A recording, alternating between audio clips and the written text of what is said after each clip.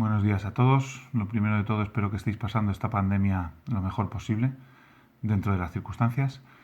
Hace tiempo que quería hacer este vídeo. En este vídeo voy a analizar la utilidad de las mascarillas y en este caso he utilizado una mascarilla quirúrgica normal y corriente para hacer la siguiente prueba, y es cómo crecen las bacterias que nosotros expulsamos en esas gotitas de agua en una placa de cultivo. Esto es una placa de cultivo de agar sangre. El agar sangre es un medio de cultivo que lleva sangre, como dice su nombre, y gracias a esa sangre podemos ver cómo algunas bacterias son capaces de comer la sangre, es decir, podemos ver la capacidad de hemólisis que tienen algunas bacterias, mientras que otras no degradan esa sangre. La gran característica de este medio de cultivo es que es un medio de cultivo enriquecido. Esa sangre es muy rica en nutrientes y permite que crezcan todos los microorganismos. El experimento que he hecho ha sido bastante sencillo. En la línea de arriba, como podéis ver, lo que he hecho ha sido tomar muestras de mi aliento, de mi tos, sin mascarilla, todas estas placas, mientras que en la línea de abajo he hecho el mismo procedimiento, pero llevando una mascarilla quirúrgica. En este caso tosí 3 veces, en este caso hablé alto durante 30 segundos, en este caso volví a repetir el experimento de toser, porque lo he hecho 2 semanas distintas para que las bacterias estén un poco más crecidas, y tomé mi aliento, hice 3 respiraciones profundas, respirando sobre la placa. Vamos a irnos primero a la muestra que no tiene mascarilla. Estos son los resultados, como veis ahí se ven pequeñas colonias. Esta placa es de esta semana y por eso están todavía poco crecidas, pero se ven muchas pequeñas colonias debido a esa tos. Igual ocurre cuando estamos hablando en alto. Observamos muchas pequeñas colonias debidas a las pequeñas gotitas que expulsamos al hablar. Esta placa de nuevo está repetido la tos durante 3 veces y como veis las bacterias están más grandes y el color de la placa está un poco más degradado porque esta placa es más vieja, y aquí en cambio veis como cuando he simplemente respirado sin hablar no se observa ninguna bacteria, que es lo mismo que ocurre cuando analizamos cualquiera de las placas que han sido hechas con la mascarilla puesta, es decir, toser, hablar. Aquí hay una colonia que por el tamaño que tiene, que es mucho más grande que las demás, muy probablemente sea una contaminación de esta placa, ni siquiera proviene del experimento, ¿vale? Y estas otras 2 placas que tampoco tienen absolutamente ninguna colonia. Es decir, con esto podemos demostrar muy visualmente que el uso de la mascarilla es útil, y el uso de la mascarilla está evitando que esas pequeñas gotículas de agua donde viajan las bacterias y donde también viajan los virus queden retenidas en la mascarilla, y así evitemos dispersarlas por el ambiente y poder contagiar a otras personas. Por tanto, la medida de la mascarilla es indispensable y además hay que llevarla bien puesta, porque no valdría de nada llevarla por debajo de la nariz como algunas personas la llevan por la calle.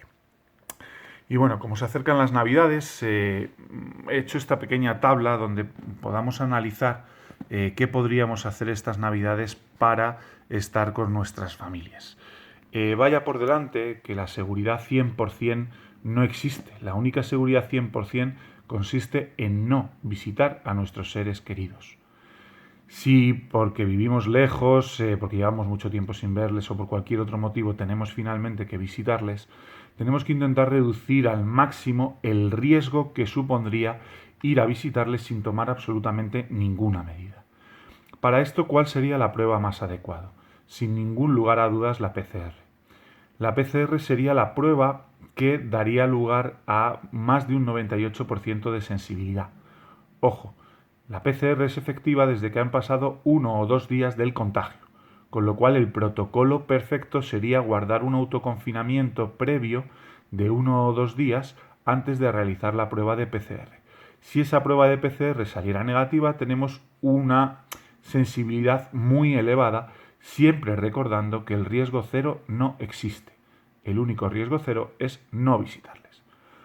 Otra opción también podría ser un autoconfinamiento más prolongado. Es decir, que teniendo en cuenta que desde que la infección ocurre se tardan unos días en desarrollar síntomas, o teniendo en cuenta que aquellas personas que pasan la enfermedad de forma asintomática son contagiosas durante unos días concretos, extendiéramos nuestro autoconfinamiento voluntario durante unos 7 a 10 días para asegurarnos que en caso de que nos hubiéramos contagiado, ya no fuéramos contagiosos cuando fuéramos a visitar a nuestros familiares.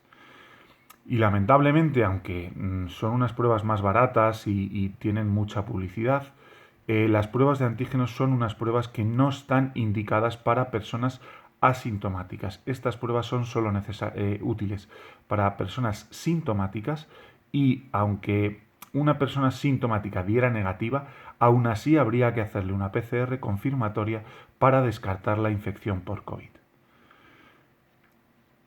Dicho esto, tomemos la medida que tomemos, aún así tenemos que seguir tomando las mismas medidas cuando estemos con nuestros familiares.